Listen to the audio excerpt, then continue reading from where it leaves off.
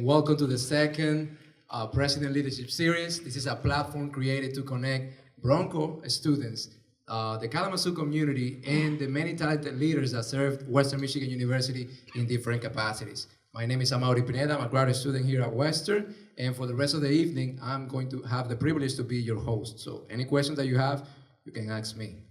Now, before we get started, I must warn you, tonight we're going to be interviewing a former police officer. So, you have the right to remain silent. Anything you say can be used against you in the court of law. So, if you want to be assisted by an attorney, just let us know.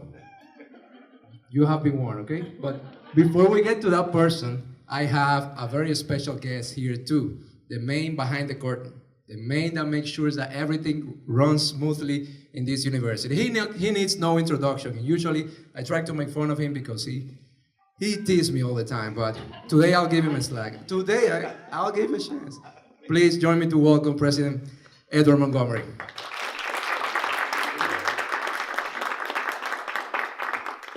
Thanks, Amaury. It's a pleasure to be here today and to host this second President's Leadership Series forum. I have to start off with some thank yous to GSA and WSA, to the WMU Signature Program, our ROTC program, and the Office of Community Outreach, who are all involved in organizing today's event and getting people out here today. So thank you guys for making this all possible. Today's second installment, we're going to be talking about integrity as the key to success. And so we're really honored and excited to be able to have today's this evening's speaker, our newly installed chair of the Board of Trustees, James Bolger. Jim is a proud alumnus, so he's a Bronco, which means he's wise.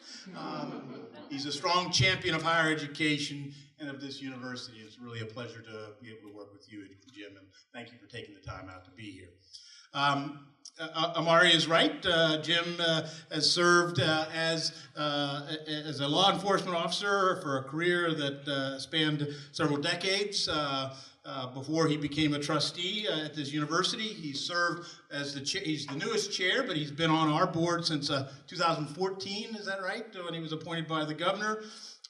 He has served in a number of different capacities for our state, and I think one characteristic that does run through all of Jim's service is the topic of tonight's conversation: integrity. And what does that mean as a leader? What does that mean as a public servant? What does that mean as a human being in today's society when those traits are perhaps not in excess supply, as we might say? And so I think it's really an honor to have him in here and talk about his experiences. Before becoming a trustee, as Amaury pointed out, he was a lieutenant colonel and the deputy director of the Michigan State Police.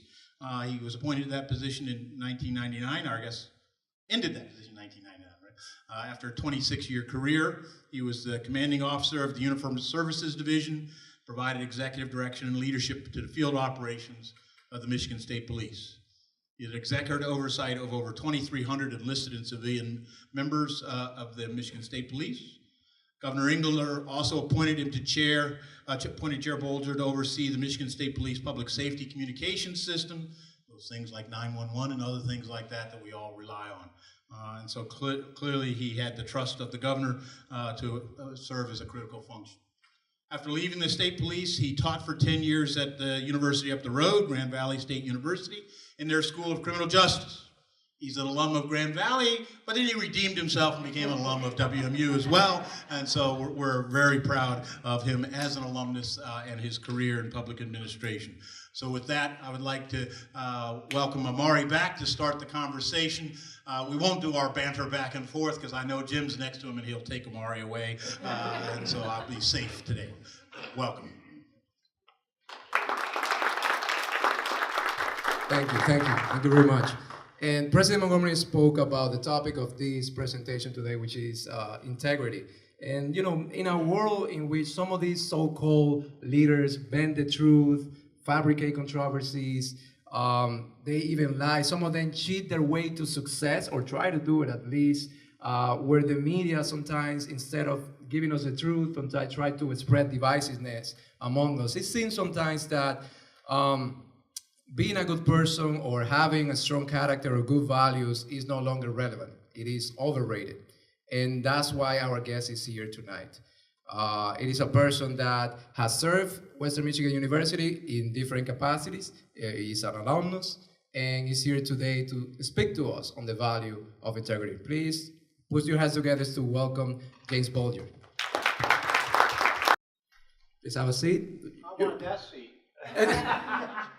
You'll be safe, don't worry. Thank you. Just before we start, Is this on?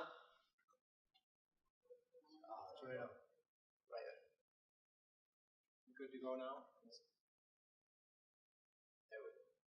Good. Thank you. so I have my ID here, just to make sure that. What do you want me to do with this? No, I just want to. It's a valid ID. Valid ID? I'll keep my hands where you can see them. I don't know how valid that would be. I've seen some fake IDs in my days. Okay. So just for the audience, the way we're gonna do this, we're gonna have a series of questions with Trustee Bolger, and then at the end, you're gonna have the chance to ask some follow-up questions in case you have some. So we're going to start slow with you. I'll give you some slack. Now, we know that your childhood was very difficult. I mean, you had no internet back then. There was no Google, no YouTube, or it was pretty sad. You probably had to entertain yourself like playing in the dirt with some stick or something. But putting that aside, can you briefly tell us a little bit about your childhood and if there was any early lessons that you learned that you still carry on today? Sure. I grew up in Grand Rapids. I moved from New Jersey when I was 5 years old. So I went to kindergarten in Grand Rapids and all the way through 12th grade. I graduated from Grand Rapids Catholic Central. Played football, wrestled. That's how I entertained myself. Was on the track team. Did not run sprints, as you can see. I'm a little bit larger. Played football well, but put the shot on track. Came to Western. Had a great time here at Western my first couple of years. Really great time. That's how I know about fake IDs.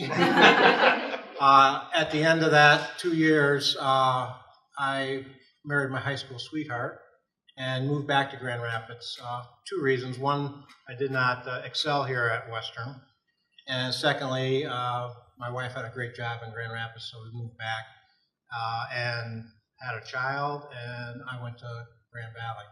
Excelled at Grand Valley, joined the state police. As a young sergeant in the state police, I came back, got my master's degree, and excelled. I had a 4.1. The reason I tell you all that is because the 4.1 is because I didn't know there was anything more than a 4.1. But how it happened, there was a pass-fail course, and they gave me a grade in it, so it worked out pretty good. Well, part of that story, though, also is even if you stub your toe along the way, you can still redeem yourself, okay?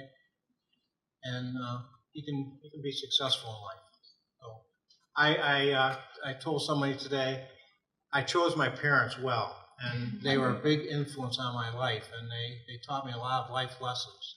And so, Grand Rapids was a good place to go, and state police was a wonderful career that I had. Thank you. Now, being a police officer, was that a calling for you? When did you realize that that was your calling? And deciding that for your life, was it difficult or was it just simple, easy pass? Being a police officer is not an easy career. It is a commitment. And it started when I was going to Grand Valley, and I thought, geez, now what am I going to do with my life? It's going to be tough. Married, I have a child, another one on the way. So my sister-in-law was in the state police. She was the first female trooper. There were 2 female troopers in 1967. And she always say, Jim, why don't you be a cop? Why don't you be a state trooper? And I said, I don't know about that. And the more Noreen talked to me, the more I thought, that is probably a pretty good deal.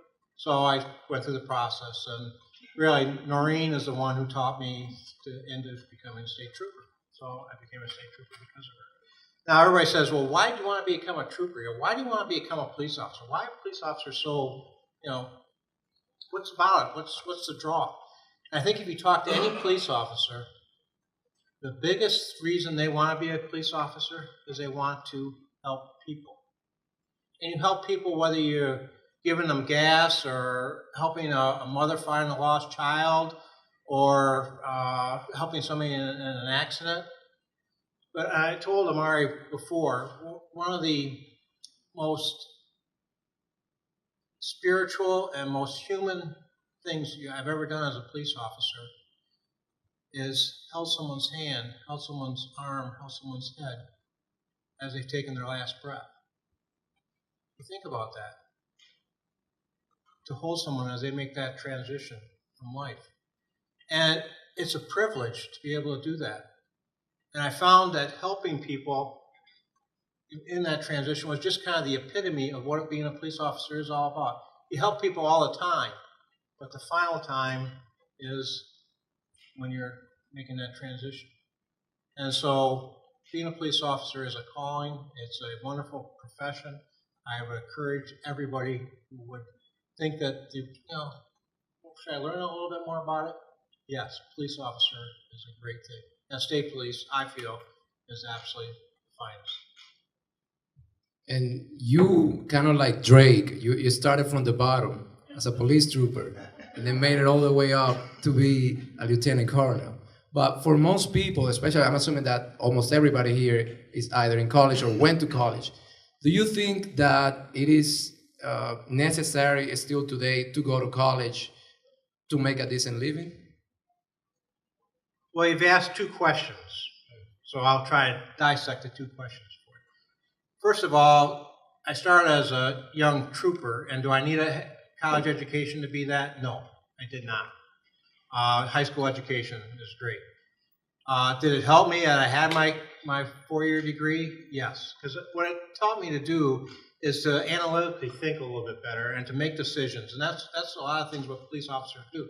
They get two sets of facts and they make a decision. They go with a course of action that they're going to take. So that was important for me. My education helped me. It wasn't necessary. Now, the second part of your question, Amari, is can people be compensated without a four-year degree? Sure. How many of you can plumb a house? Plumb a house means put the water in the house, pipes. One of you. She can make $80,000 a year. How many of you can do electrical work? Well, he's already got a job, so we have to.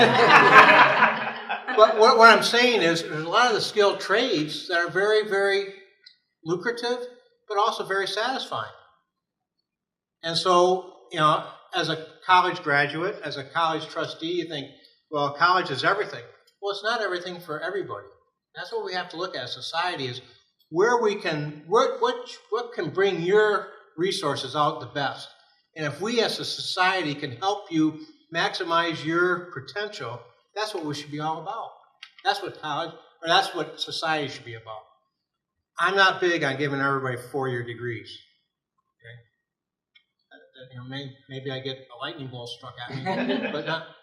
I have three sons, wonderful young men. One of my sons didn't do very good in school.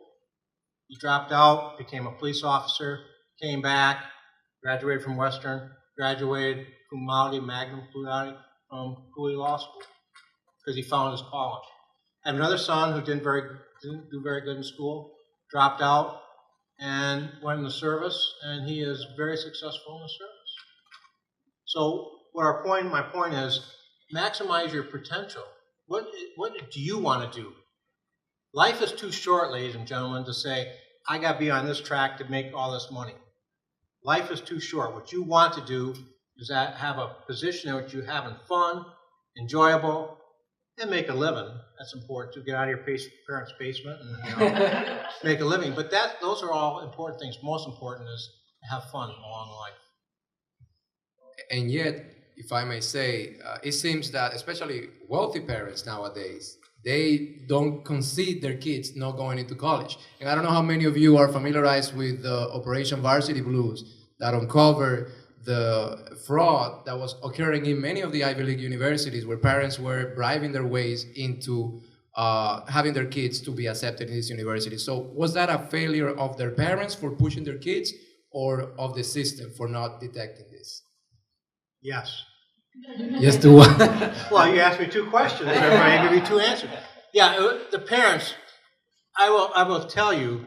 You graduate from Western, you have a heck of a degree, a heck of a ability to market, and I'll tell you, most employers will look at graduates of Broncos as good, solid citizens. And that's what we're looking for. We're looking for good, solid citizens as a person that's hired.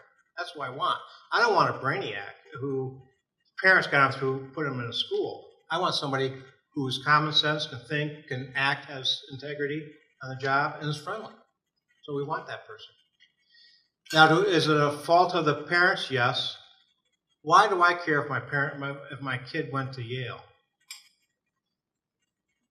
Because I can talk about it at the cocktail parties. Yeah. Terrible reason to push your child that way. What's a child going to do at Yale if they couldn't get in the first place? How can they survive at Yale? Okay? So it's wrong on both people.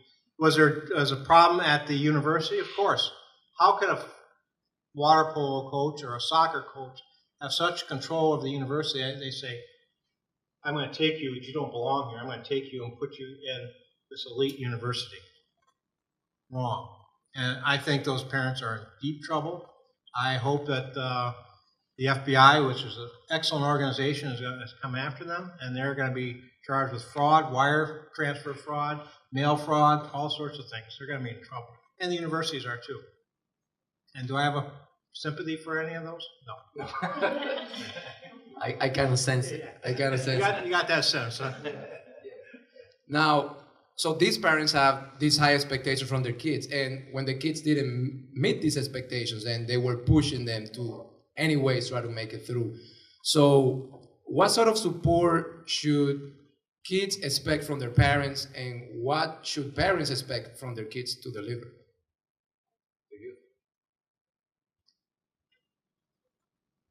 Well, a lot of parents give their kids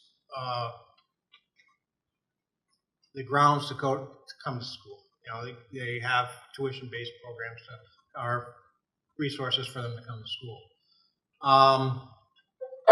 If the parent can do that, fine. I support that. I also think that students benefit from working. I think I worked through college. I think there's nothing wrong with that. I think that the parents, biggest thing the parents give them is the foundation of why education is important and support for them going to college. Maybe they can't afford to pay for them to go to college, but the support is more important than the money. And that's what you, in your last question, that was lacking. That support for, I love my child enough to get them in the right college for them to succeed, rather than I'm so happy with myself, I want my child to go to Yale so I can talk about them being at Yale. So support that the parent can give to the child. And what about the kids? Now, we talk about a family, and family is the most important treasure you'll ever have in life. And you look at it now and you think, well, geez, I'm going to get a good job, I'm going to find a spouse, I'm going to have kids, I have to do all those things. That's all very important. But one of the things is family, spouse, children, grandchildren, great-grandchildren. Your family is with you forever. And I think your parents are an important part of that family life. Tell your parents you love them once in a while. Tell your parents you're with them. Call your parents. After not talking to your parents for a couple weeks, give your parents a call. They'll be shocked. A good shock. But I guess the love and support from the child to the parent love and support down, and wherever we can nurture your interests, parents should be doing that. I'm going to use an individual case that I think encapsulates a lot of what is happening in society right now, which is the case of Justice Smollett. And just today, or yesterday, I believe, all the charges were dropped and just wishy-washy or something happened and now he's going home and everything is all right and nothing happened. So the police chief there was pretty mad about it. Do you think this was a failure of the individual or a failure of the society as a whole for jumping into believing in him or discrediting him or whatever the case was?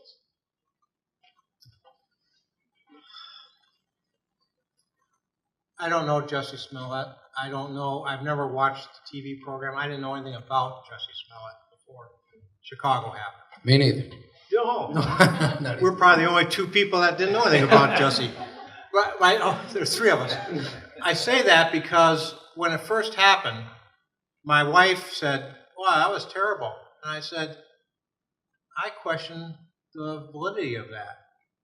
This was 12 hours afterwards, the next day. She said, "What are you talking about?" I said, "There are too many things that don't add up." And again, we go back to we look at everything we do from our own frame of reference. My frame of reference is to question things. Because I spent my whole life questioning, should I give the ticket? What should I arrest somebody?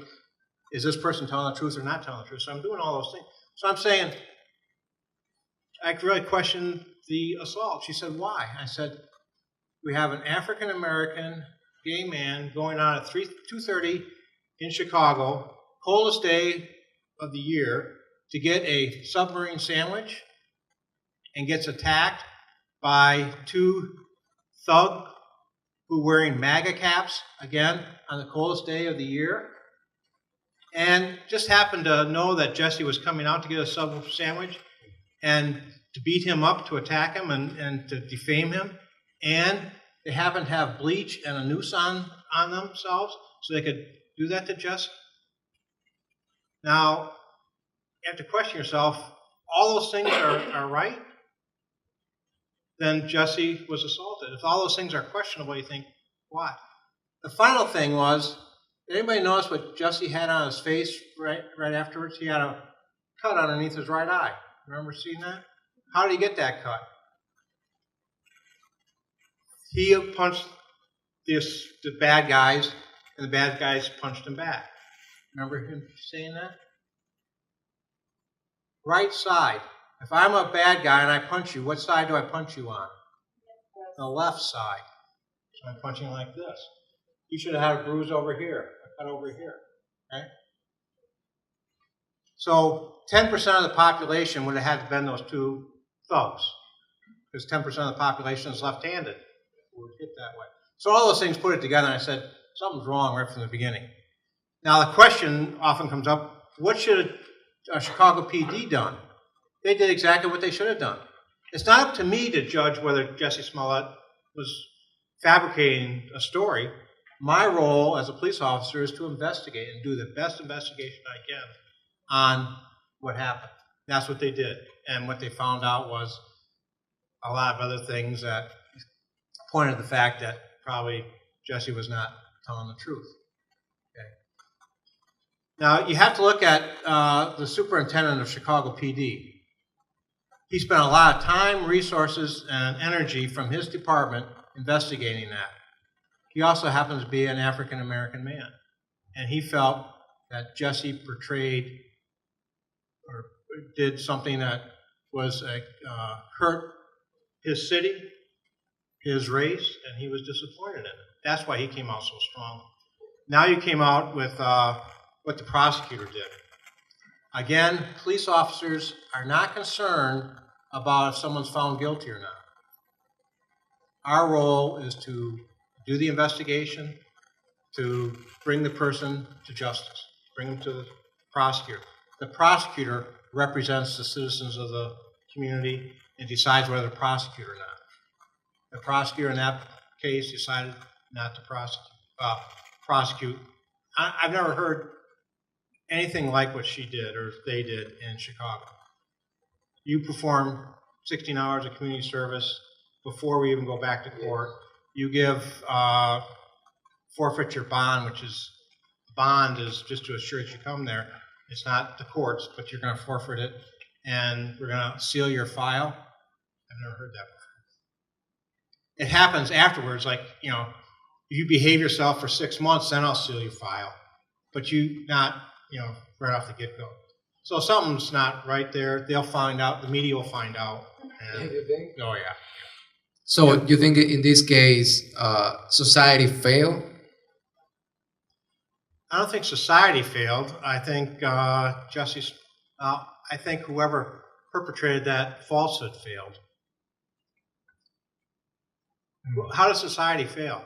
I mean, I assume I recall the initial reaction was to be all on his defense, which is okay, but immediately it escalated to a political level. To this is what Trump is doing to the country and so on. Then when the story came out that probably this story was fabricated by him, then people felt betrayed, but it's probably because they were ready to jump on that. So that's again, Amari, what we're talking about is you look through any issue through your own lens, how you've been formed in your own mind and your own lens.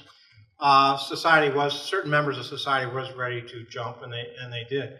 If you notice the media coverage out of Chicago, the media reporters in Chicago did not make a big deal of it. They kind of held themselves back. Why? I don't know this, but I think this. They probably went and talked to Detective Jones. What do you think about it? Detective Jones says, well, you got a lot of questions here. So they weren't going to jump quite so much. The national media jumped on it. So let's see now, well, not necessarily that case, of course, but as a police officer, I'm pretty sure that your integrity at some point was tested. Can you tell us about a time when that happened and how did you thrive? No. No. Well, we talk about different levels of integrity, okay? An example, a guy tried to give me $10 to get out of a ticket. What year was that? $10. He was from Chicago, too. So He was cheap then. he had it to the back of his his license when he handed it to me. And at first, I didn't understand. I go, oh, here's your $10. He says, what $10? What do you do? Oh, that's pretty nice. Yeah. No. I tore it in half, threw it back in his window, and said, now let's see your registration and proof of insurance. I had his driver's license. He got the full load. He got every ounce of it. Could I have arrested him for trying to bribe me? I probably could. Again, it's one of those judgment calls. He's from Chicago. He thought it was the right thing to do. Not. So that's a little integrity. Bigger integrities are, as the president mentioned, I had an opportunity to run a $200 million radio system, 800 megahertz system. Campus is on that. It's a radio system. We had some vendors who said, we would really like to bid on this system. We said, great, bid on it. Well, you realize we really would like to bid on the system. I said, good, bid on it. And we want to take you to the Stanley Cup. I remember that because I paid for my tickets to go to the Stanley Cup. Well, you don't have to do that. I said, yeah, I do. What are you talking about? I don't have to pay for tickets to go to Stanley Cup. It's your whole mindset. You aren't going to take anything. You aren't going to do anything that's not appropriate. But the other thing is, for all of us, our word is the integrity that we live on. If I say, I'm going to arrest you, you're going to be arrested. If I say, I'm not going to arrest you, you aren't. If I say, I promise that I'm going to honor the commitment that my boss made, I have to say my word, and my word is my integrity. And so when you give your word, you have to live by it. And that's a big point of the concept of integrity, what you're all about. I've been challenged a lot, but it's one of those things that don't stick in your head because I never was questioned. I guess why would I do anything like that? What about to your family? I mean, when we are young, especially, sometimes we don't make the best decisions. So was there ever the case that you feel that you failed to your family? And if that was the case, how did you make it up? Did I fail my family? Now, that's a pretty stiff question to ask. We want to know everything. Yeah.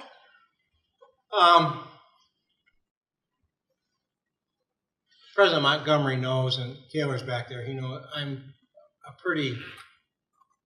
I don't hold many things back. Good, bad, or indifferent, I don't hold things back. So with my kids, when they stubbed their toes, I was probably a little bit stricter on them than I probably should have been. There's nothing like being called by the prosecutor and saying, you know, your son was involved in a toilet paper incident, and we got to talk about malicious destruction of, you know, a house. So I remember walking into the prosecutor's office with one of my sons, and we talked about it. And then when I walked home, it was a pretty pointed discussion with him. Should I handle it probably differently?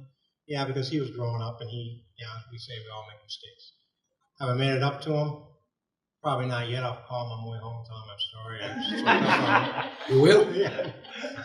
We have a good, excellent working relationship. The other thing I think about, and I'm going to bring this up because 12 years ago, remember I said I married my high school sweetheart? 12 years ago, I lost my high school sweetheart. She passed away after a brief illness. And I'm telling you this because it's important for you to realize that life is short, and make the most of your lives. And treat your loved one with the most respect you can. And I bring this up because, and I'm not concerned about it, I went to a counselor after Eileen died, a grief counselor. Take advantage of our mental health people. There's no reason not to. I sent many a trooper to see a counselor after they were involved in something. Why shouldn't I go when I've had a tragedy in my life? So I went. And I said to the doctor, I said, you know, I wish I could have done more during her time, during her final time. And he said, you could never do enough. You did absolutely everything you could, but in your mind, you could never do enough. And so it made sense to me, Amari, that you love your family, you love yourself so much, you try so hard with your friends and your family that you do everything for them, but a human says, I can't do enough. And when you come to that point where you can't do enough, then you know you've done enough. Thank you. So you're gonna call your son and you're gonna apologize to him. I'll see him, but You said that whatever you say, you do, and you keep your word. well, I always tease you, so yeah. Okay. Now, which leadership skill were the most difficult for you to develop, especially when you were a police officer? I think as a police officer, this wasn't a difficult skill. As I got more into my career was, and then it became not. I'll explain that to you. Risk-taking. Risk-taking for leaders is difficult because, geez, I don't want to make a mistake, and if I make a mistake, boss is going to yell at me, and I'm not going to be in good shape. You know, so risk-taking. As a young police officer, young trooper, you take risk all the time. Every time you walk up to a car is a risk, so risk-taking is there. And you do a lot of other things. But as a young sergeant or lieutenant, mid-manager, supervisor, a lot of times you sit back and think, am I really going to take that risk? And you realize that when you take a risk and it's successful, great. If you take a risk and it's not successful, but your boss doesn't, you know, he says you did it for the right reason at the right time, didn't work out the way we wanted to, so that's okay. Let's build on that. Let's learn from that, build on it, go forward. That, you know, reinforces the fact that risk-taking is okay. You can't be a leader unless you take a risk. You can't sit in a leadership position and say, hey, everybody just continue doing everything you've been doing and we're going to be happy. Okay? Society doesn't move that way. So take a risk. A concentrated, a sound risk, you know, don't make something, you know, a dumb risk, but a sound risk based upon logic and facts and circumstances, I think is difficult to do, but once you do it, you become more engaged in it, more comfortable with it, and you learn from that. And aside from risk-taking, when you started taking more leadership roles, when you have to be in charge of people now, you were not just responsible for your own life, but you were responsible for the lives of others and the budget of the police department in that moment. How was it? Was it anything different for you, or you felt like, oh, I'm prepared for this, I already got everything I need to deliver here? No, I don't think you ever feel totally prepared when you go into a new position, nor should you, because there's always things you don't know that you should know that you find out as you go through the system. So I learned from the day I walked into any new position to the day I walked out. I was still learning. So I think that's an important component that we all take, is we should spend time learning, and there's nothing wrong with not knowing an answer and asking somebody, what's the answer to this question? I need some help, some guidance on this. When I became a colonel, I had 10 captains that reported to me. All of them were senior to me. So, and one of them was my old post commander. So I was a trooper, he was my boss's boss. And yet, I still went to them and said, Jim, Bob, can you help me with this? And I think that also builds the camaraderie, the ability to lead, is when you show that you are vulnerable, you don't know everything, and you're willing to ask somebody, can you help me with this? Good. Now, is success possible only for the workaholics, or can good old regular people achieve success without working so hard? Well, you're talking about success in two different areas.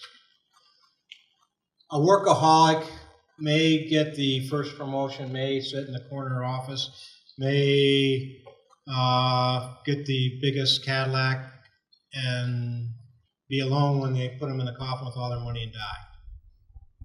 The person who is well-rounded, who understands priorities, understands that work is important, doing a good job is important, but also family, friends, having a good time is also important. I think that's the person who is the most successful. And I think in most organizations, the workaholic is going to burn themselves out. The person who is the good, conscious person who does the right thing all the time, is there for you, but also has their priorities straight, will be the one who gets promoted and becomes the leader.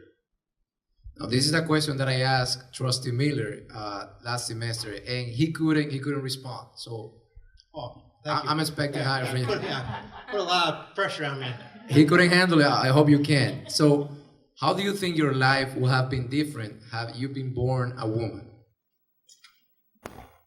It would not have been as good as it was now. Why? Because you realize that in mid-60s, early 70s, women did not have the respect in law enforcement that they do now. As I said, my sister-in-law was the first female trooper in 1967. She rose to the rank of sergeant. Her counterpart rose to the rank of sergeant. The lady I was in recruit school with was the third trooper in the department. She rose to the rank of first lieutenant. Now, the lady who just retired from state police started as a trooper. She retired as the director of the state police, the chief of the state police. So a lot of advancements have been made, but for me, they would not have been there. Again, we always look at society as, from my position right now, you can't. You have to look at society from way back here and what transpired. Now, was everything right? Of course not. Were some things right? Yeah, they were. Have we come a long ways? Yes, we have. Have we got a lot more ways to go? We sure do. But you can't look at the past and say, that was wrong because I am where I am. But it would have changed differently if I was a woman or if I was black. Not so much if I was Hispanic, because we had Hispanic officers in the department, and we've had Hispanic colonel, we've had 2 black colonels. So we've had, but they wouldn't have been 20 years ago, 30 years ago. Society has changed for the better. Yeah, always for the better. I always tell the story. My mom, when she was born, could not have voted. She was born in 1920.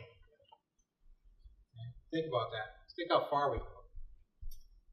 Now, what do you think, being where you are right now, you are like 48, right? Yes. Okay. So you learn a little bit. What do you think that something that you know right now you wish you would have known when you were in your 20s? Well, unlike being 48, I'll be 70 in a few days. What I've learned in my 70 years is that life is short. Live it to the fullest. Who you are is everybody takes a look at. That's who you are. I mean, I can't change the fact that I'm, who I am, and nor do I want to change. I relish that. And we should all relish who we are, what we can bring to society to make society better. And what I learned is, I guess the most important thing is life is so short, passes you by. You don't think about it when you're 20, 30, even 40. You got your whole life ahead of you. You do.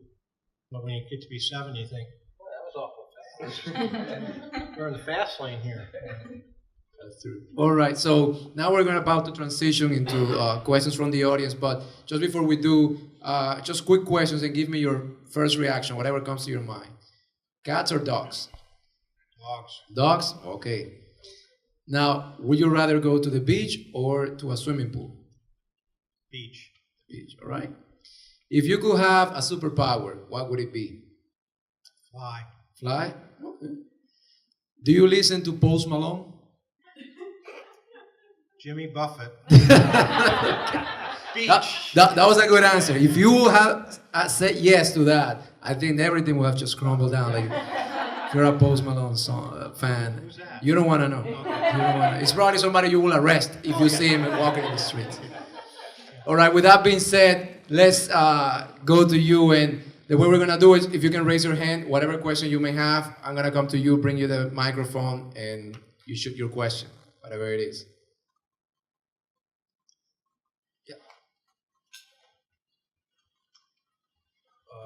When you were telling the story about the guy in the car asking you about the $10, wouldn't that be considered destruction of U.S. currency? Yes, it would be. Isn't that legal? Statute of limitations is gone, and it's one of those things. It seemed like a good idea at the time, and I did it, And you got away with it. I got away with it. Yeah. Isn't the system rigged?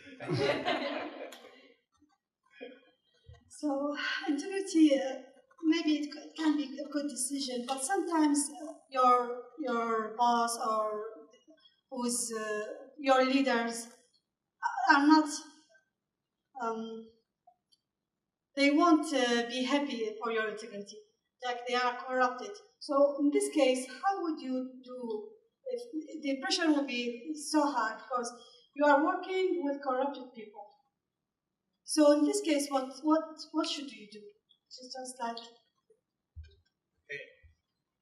I would not, and this is not meant to disparage anybody, but I would not work with a corrupted person. Now, there's two different types of corrupted people. There are corrupted people that don't like anybody in the world, and I'm going to treat you bad. That person I wouldn't work for, and I would talk to them about it. Why do you treat me that way? Okay? Let's discuss it. I have found that the best thing that you can do when you are confronted by somebody who is not very pleasant is to ask them, why? Why don't you like me? What's going on? What's happening? Okay? If you don't ask, you can't hide that in yourself. Now the other corruption is criminal corruption. I put my police hat back on, but if it's criminal corruption, then I think you have a responsibility to say, why are we doing this? Why aren't we paying our taxes? We should be paying our taxes. Why aren't we doing that? Or why aren't we, loading the sand or whatever we're doing to deliver to homeowners or whatever we're doing? Why are we doing that? And if they say, well, that's what we're making money, I'd leave or turn them over to the authorities. Criminal corruption can't occur. I mean, and again, I come from my cop background. You don't have that background. People here don't have that background. So it's easier for me to say because I would just do it. Those two things. corrupt people and corrupt criminal activity handled two different ways.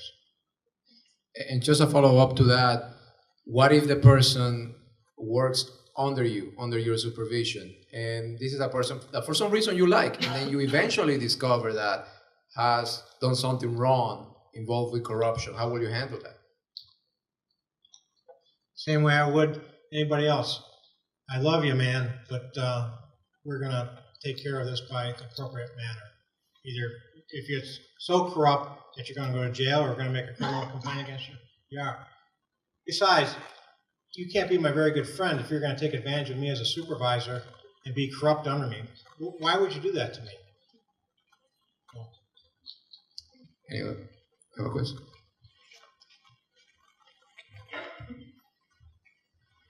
Sir, I have two questions. Sure. What is your definition of leadership? And then the second question, integrity is supposed to be a very integral part of your core values. Was there a time where your foundation was shaken? And what did you do to actually right your ship to get back on the right path? Definition of leadership, I guess, is the ability to work with others, treat others equally, and to motivate each other towards a common mission. And that can be any mission.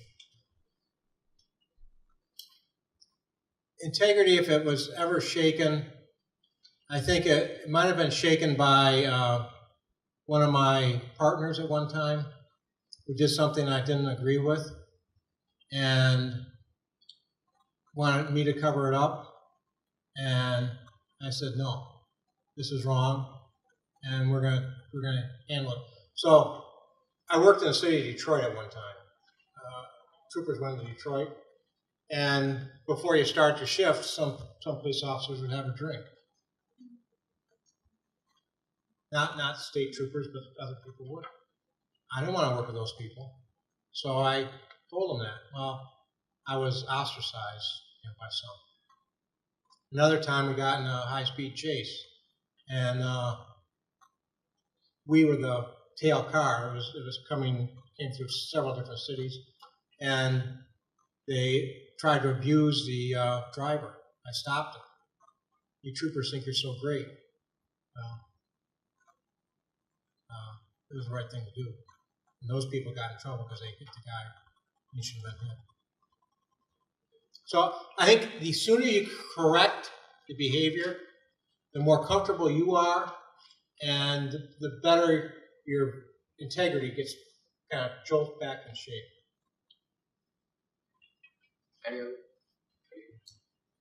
Thank you for giving me the floor.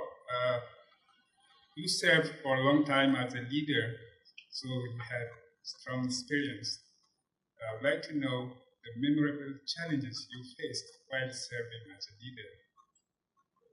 Have people challenged me to my face? Sure, yep. And I challenged my boss to his face. And again, if you do it with respect, we can have that conversation. If you do it with disrespect, the point is, why don't you just take a step back? When you compose yourself, come on back and we'll have that discussion. I never felt challenged that you were challenging my leadership. You were challenging some direction, some decision I made. That was okay. I was still the boss, so you could come to me and say, I don't want to do this for these reasons. I would listen to you, because I think you have a responsibility to listen to your people.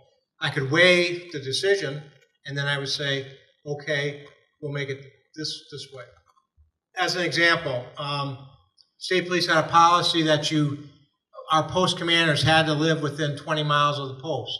Why? Because you were then involved in the community. One of my post commanders was getting promoted to a bigger post. He didn't want to have to move, and he was like 25 miles from his house to the new post. He said, I don't want to move to the new post because I can drive there just as easily. Everybody knows me. And my boss said, no, the rule is he's got to move. So we're going to unpromote him. And I said, I hear what you're saying, boss, but think about that. And we talked about it. And finally he said, yeah, okay, I guess you're right. I don't agree with you, but sure, you go do what you want to do.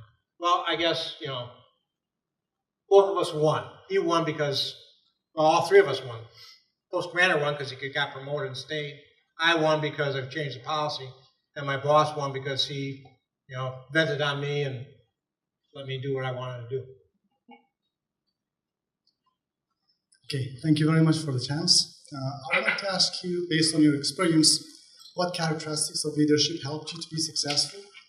And based on your experience and based on your studies, what do you prescribe? What characteristics can be good for the future leaders in this society, as we are all youth and we are going to be the future leaders?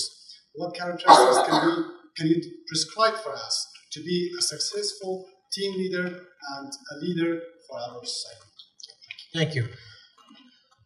We talk about several different qualities of leadership. We talk about risk-taking, communications, decision-making, all those.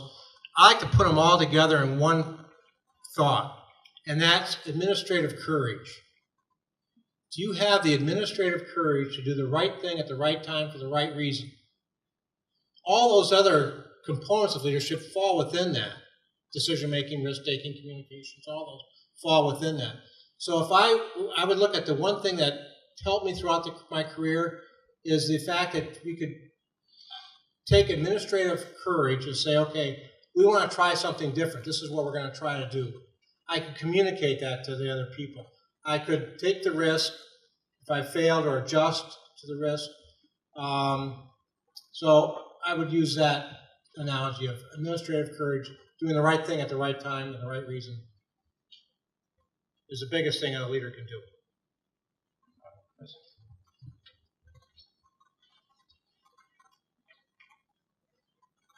You had mentioned about your sister-in-law, Yes. who was the one that encouraged you to get into law enforcement. So do you think with that connection, when you look at women in leadership now, that having that relationship early on, how did that influence you in your career and looking at the promotion of women in law enforcement and specifically a very male-dominated profession? It's male-dominated. When I grew up, it's a lot less male-dominated now. Noreen was a big influence on my professional career, but not my outlook of equality. My parents were probably the biggest influence on my outlook of equality.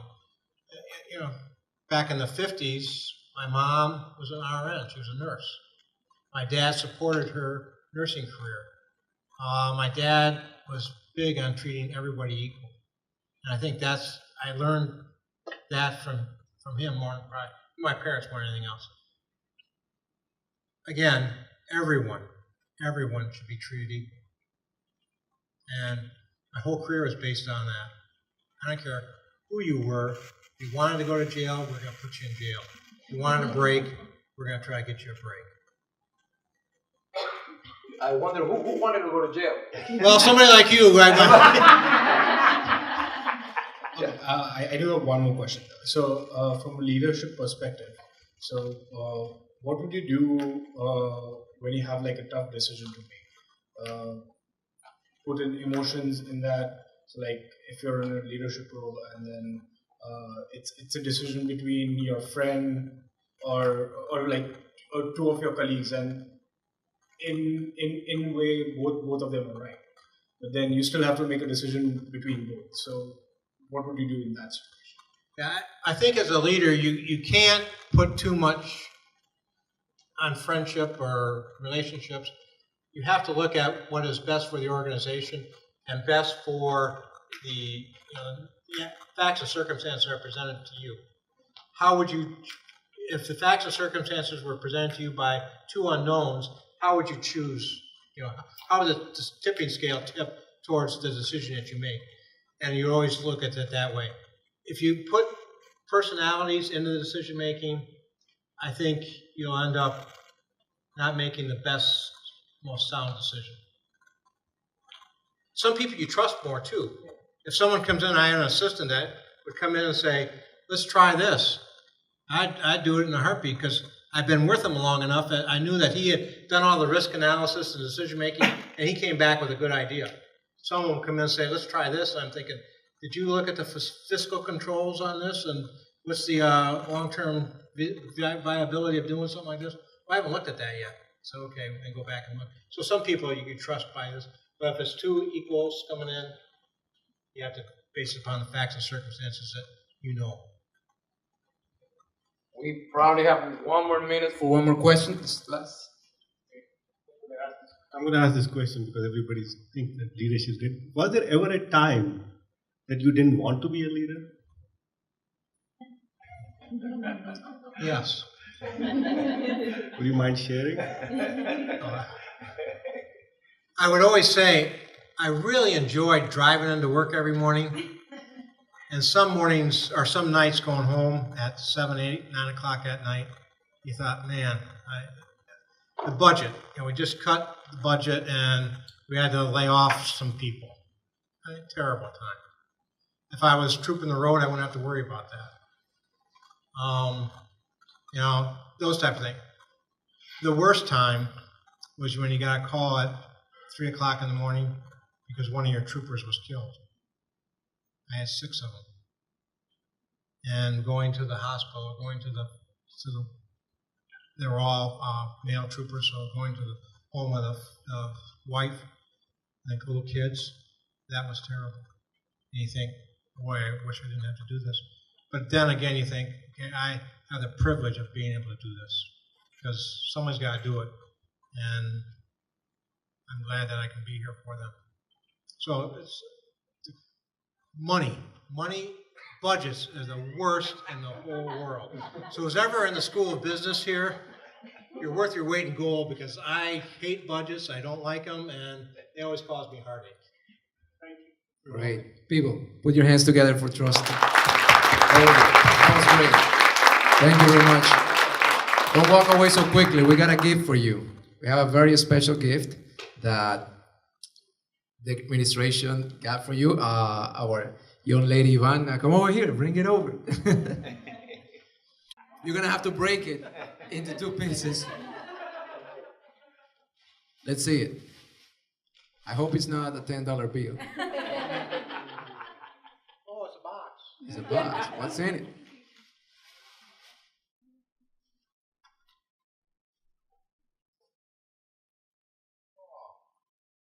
Very nice. Very nice. Seal of the university. Thank you. Thank you. I can take this.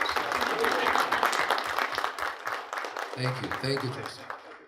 And for the audience, we have plenty of food in the back. Thank you for coming in tonight. This is recorded. It's going to be on YouTube very soon. So in case you want to share it with your friends or watch it again, it's going to be available online. Thank you so much for coming. Have a good rest of the day.